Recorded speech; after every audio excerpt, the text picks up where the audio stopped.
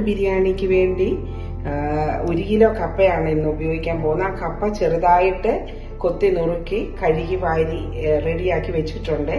ഇതിലേക്ക് ഇനിയും 1 സ്പൂണ് ഉപ്പും ചേർത്ത് 2 വിസില് അടിക്കുന്നിടം വരെ നന്നായിട്ട് ഈ കപ്പ വെന്ത് വരണം. അതിനെ നമുക്ക് വെക്കാം. പിന്നെ ഇതിലേക്ക് വേണ്ടിയത് 1/2 കിലോ പോർക്കാണ് ഇന്ന് ഉപയോഗിക്കുന്നത്. അപ്പം ഡബിളാണ് കപ്പ എടുത്തേക്കുന്നത്. ഇനിയും കൂടുതലായിട്ട് പോർക്ക് ചേർക്കേണ്ടിയവർക്ക് അങ്ങനെ ഉപയോഗിക്കാം. അത് നല്ല ടേസ്റ്റ് തന്നെ കിട്ടും. ഞാൻ 1/2 കിലോ പോർക്കേ എടുത്തിട്ടുള്ളൂ. അത് കുറച്ച് നെയ്യൊക്കെ ചേർന്നുള്ള പോർക്കാണ് പോർക്ക് ബിരിയാണിക്ക് വേണ്ടി നല്ലത്. വറുത്തിടുന്ന പോർക്ക് ബിരിയാണിയാണ്. ഇതൊരു സ്പെഷ്യൽ ഐറ്റമാണ്. ഇതിലേക്ക് വേണ്ടിയ മസാലകള് ഇത് 1 സ്പൂണ് ഉപ്പ്, 1 സ്പൂണ് മുളക് പൊടി, 1 ചെറിയ സ്പൂണ് മഞ്ഞൾപ്പൊടി,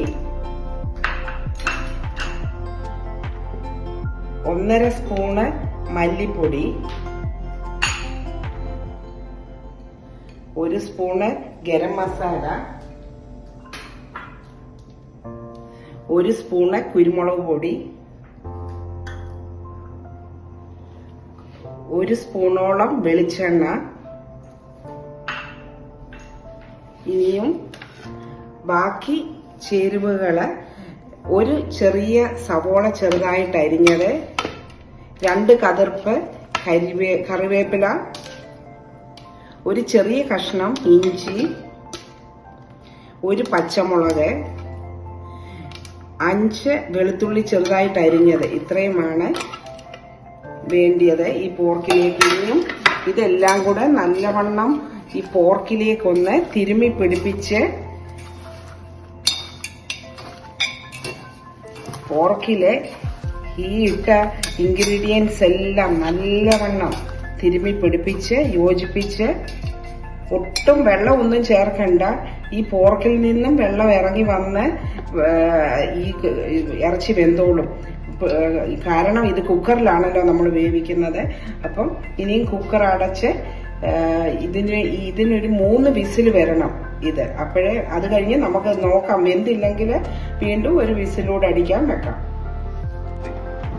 അപ്പം ഈ കപ്പ നല്ലവണ്ണം ഒരു 2 വിസിൽ അടിച്ചപ്പോൾ ആ കുക്കറിൽ കപ്പ നല്ലവണ്ണം വെന്തു. 3 വിസിലിന് വെച്ച പോർക്ക് വെന്തില്ലായിരുന്നു. പിന്നെ വീണ്ടും ഞാനൊരു 2 വിസിലൂടെ അടുപ്പിച്ച് ടോട്ടല് 5 വിസിൽ വന്നപ്പം പോർക്കും നല്ലവണ്ണം വെന്ത് നല്ല പാകത്തിനായിട്ടുണ്ട്. അപ്പം പോർക്കും കപ്പയും കൂടെ ഞാൻ ഒന്നിച്ചിട്ട് വെച്ചു.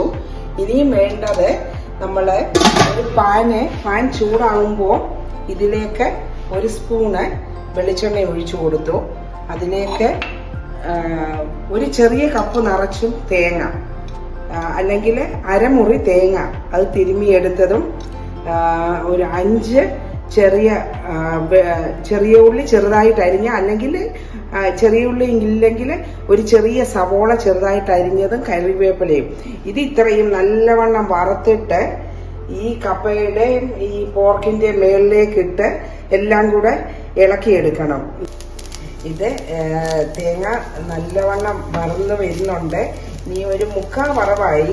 ഇനിയും ഒരു 2-3 മിനിറ്റ് കൂടെ ഇതേപോലെ ചെറിയ തീ കിടന്ന് ഈ തേങ്ങയും ഈ ചെറിയ ഉള്ളിയും കറിവേപ്പിലയും കൂടെ നല്ലവണ്ണം വറുത്തെടുക്കണം. ഈ വറുത്തെടുത്തത് ഈ പോർക്കും കപ്പയും കൂടെ വെന്തിരിക്കുന്നതിലോട്ട് ഇട്ടിട്ട് ഇളക്കി യോജിപ്പിച്ച് എല്ലാം കൂടെ നല്ല മിക്സ് ചെയ്ത് ഇടണം. ഞാൻ ഉപ്പ് ചേർത്തതാണ് കപ്പയ്ക്കും പോർക്കിനും. ഇനി എല്ലാം കൂടെ ഇളക്കി കഴിഞ്ഞ് ഇനിയും കുറച്ചുകൂടെ ഉപ്പ് വേണമെന്ന് നോക്കേണ്ടതായിട്ടുണ്ട്. ഇനി എല്ലാം കൂടെ ഇളക്കി കഴിഞ്ഞിട്ട് ഞാൻ കാണിക്കാം. ഇപ്പം തന്നെ നല്ല മണം വരുന്നുണ്ട്.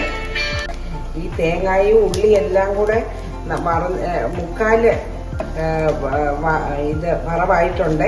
ഇനിയും ഇതിലേക്ക് 1 സ്പൂൺ വേണ്ട, 3/4 സ്പൂണോളം ഇത് ഗരം മസാല പൊടിച്ചതുകൂടെ ഇട്ടിട്ടുണ്ട്. അപ്പോൾ ഇതെല്ലാം കൂടി ഇനി ഒന്നുകൂടെ മിക്സ് ചെയ്ത് വറുത്തെടുത്തിട്ട് ഈ കപ്പയും പോർക്കും വെന്തിരിക്കുന്നതിലേക്ക് ചേർക്കണം.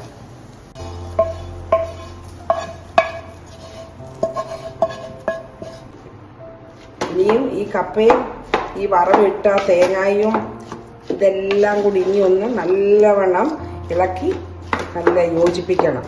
ഇനി ഇളക്കി കഴിഞ്ഞിട്ട് നമുക്കിത് കാണാം. അപ്പം ഇതാണ് നമ്മളുടെ പോർക്ക് ബിരിയാണി വിത്ത് തേങ്ങ വറവലിന്റെ ഫൈനൽ സ്റ്റേജ്. അടിപൊളിയായിട്ടുണ്ട്. അപ്പം വീണ്ടും ഒരു നല്ല വീഡിയോയുമായിട്ട് നമുക്ക് കാണാം. അതും വരേക്കും ബൈ. Thank you all.